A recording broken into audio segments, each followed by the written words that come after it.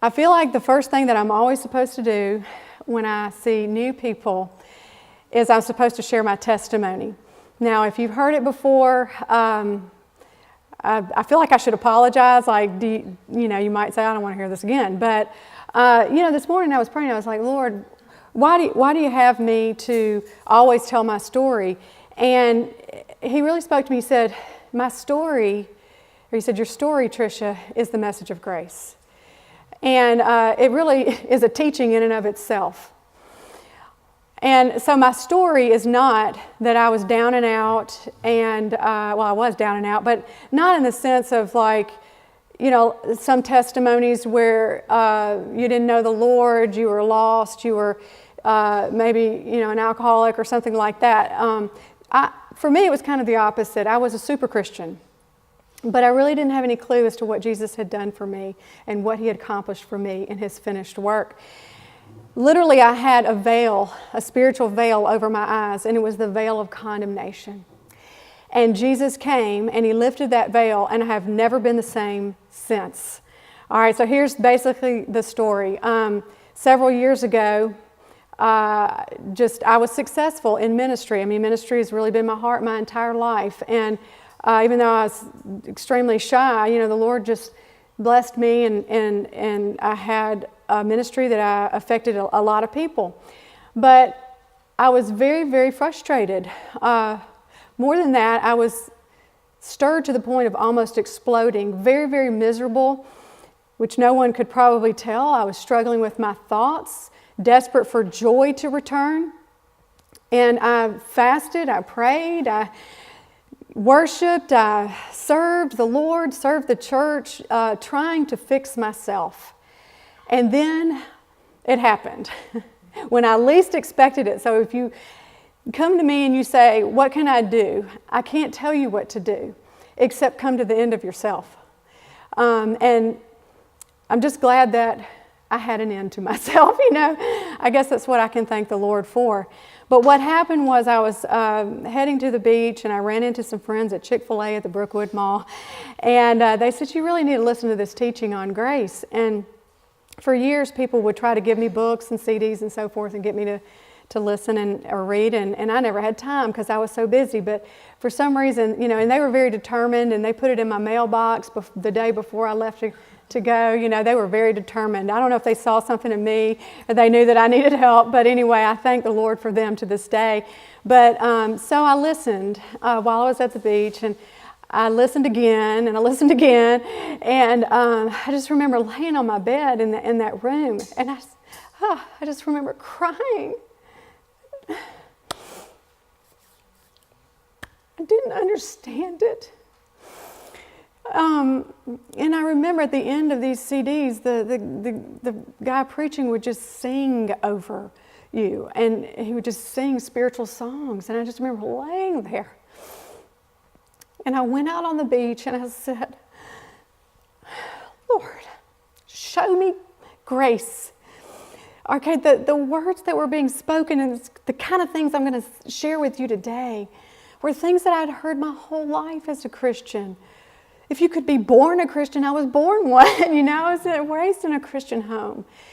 And I was the good girl. And yet it was very different, this message that I was hearing. So I said, Lord, I wasn't a real necessarily a free prayer. I liked formats. I liked to know that I was covering all the bases when I prayed. And one of my favorite prayer formats was called the Tabernacle prayer format. And it was patterned after the tabernacle of the Old Covenant. And you would start at the gate, and many steps in, you would end up at the Holy of Holies in the presence of God. And so sometimes I would feel like I had prayed for 2 hours. And I didn't feel like I was in the presence of the Lord, because there was just a lot you had to do. You had to do a lot of confessing of sins. It was very sin-focused, very focused on you, and asking forgiveness and so forth. And so anyway, when I was on the beach, I said, show me grace in my tabernacle prayer format. And so this is what happened. the first thing he said, and I felt the presence of the Lord with me, okay? I felt that he was with me, walking with me. And he said, Tricia, I want you to start at the brazen altar. Well, the brazen altar it represents the cross. So it was like, go to the cross and see what I did for you there. And so for the first time, even though I had written on this, and I should have known this, I saw what he did for me. I saw my sin in the body of Jesus. I saw the blood. Every place that he shed blood for me, from the crown of thorns all the way down to every place. And it was the most powerful experience up to that point that I had ever experienced. And I said, is that grace? And he said, Tricia, that's mercy. I received what you deserved. I took the punishment for your sins. He says, what I want you to do is go on to the laver. And so what was the laver? It was a bowl lined with mirrors and filled with water that the priest would have to wash in before he would go into the presence of the Lord, into the holy place and into the Holy of Holies. And it was, in the prayer format, a time of introspection, a time where you would search for more sin and so forth. And the prayer as you approach the laver is, search me and know my heart and let me know if there's any wicked way in me. And so what I would do is, on the beach that day, what I did was I started to pray that prayer. But it felt funny that time. For the first time, it just felt funny. And I thought, okay, I just saw my sin being punished in the body of Jesus, and yet now I'm asking. I was remembering like the Lamb who took away the sins of the world, things like that. And the Lord said to me, I want you to stop praying that. And what I want you to do right now is I want you to look down in this bowl. And so I looked down in the bowl of the laver in this encounter with the Lord, and what I saw in the mirrors of the laver, I haven't cried about this in a long time. I still have the joy that, the joy of the Lord. But I looked down and what I saw was what he sees. Glorious, blameless holiness. It was beautiful. And I knew instantly it was the most unfair thing I had ever seen. And I said, that's so unfair. That was my first reaction. That's so unfair. But at the same time, I felt this gush of love. Like I never felt so loved because I saw what he had done for me. And then the next thing was, I thought, I will do anything for you. I want to live for you. Now, how many times had I said that over the years and raising my hands? I could do so much more for you, Lord. What more could I do for you? But this time it was different. It was from overflow. And he said to me, Tricia, I just want you to rest. I want you to learn how to rest. And you know what happened? The doo-doo of Christianity fell off of me. I've got hairs everywhere. The doo-doo. I'm sorry if that's a curse word for y'all. The do this, do that.